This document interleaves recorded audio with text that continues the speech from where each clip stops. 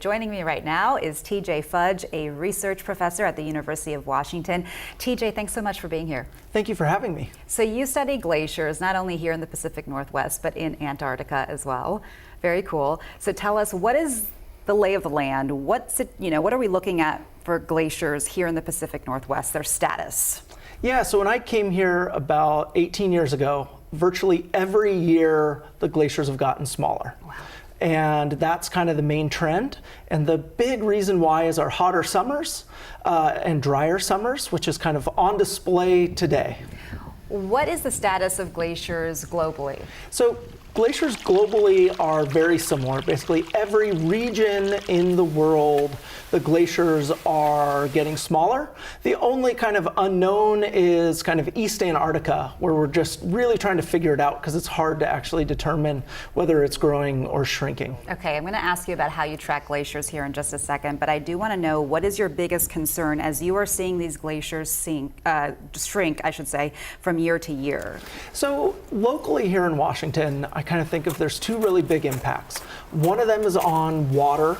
And so glaciers are really these reservoirs that they release cold water that keep our streams healthy in the really hot summer days like today. Okay. And then the other is that our mountains are actually changing. So if you like climbing and being up in the mountains, you're actually seeing both the ice change, but then the rock also changes as you lose that ice. And so you can really see that on mountains like Mount Rainier, which we're all familiar with. If you're not someone that likes to hike and go up there and see the glaciers, how does it impact us locally in our communities? Well, that's where I think the water is really kind of the important part. And Washington's not hugely dependent on glacier water, but a lot of the things we like to do are in terms of the fish health in the streams and those mountains. So even if you aren't getting up into the high mountains, you are seeing those impacts on the streams.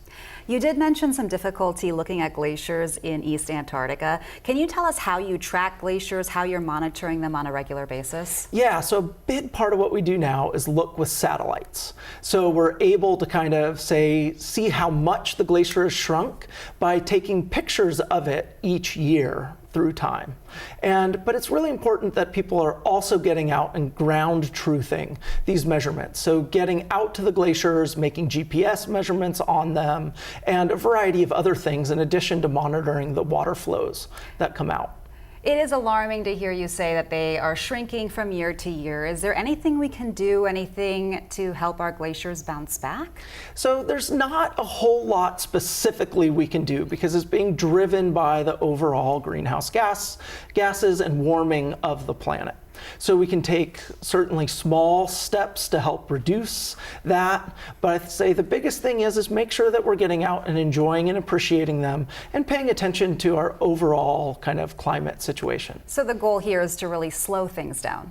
Yes, and so I really think that, with these changes, if we can lengthen the time we have to adapt to the changes, that really helps all of those problems. The faster the change, the harder it is to keep up with. Absolutely. TJ, thanks so much for being here and your insight, giving us an overview of what's happening. Thank you so much for having me.